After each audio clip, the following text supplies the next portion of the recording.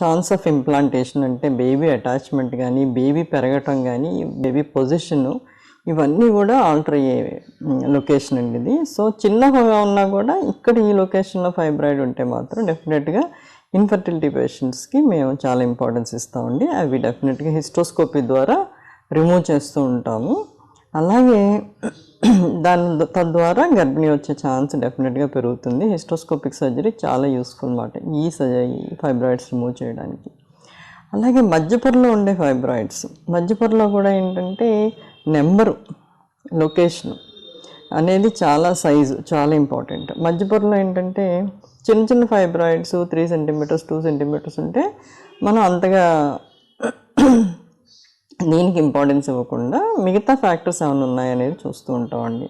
But once 5 centimetres cross అయ్యి చాలా ఎక్కువ నెంబర్ ఉంటే కనుక డెఫినెట్గా ఇంపార్టెన్స్ ఇస్తామండి.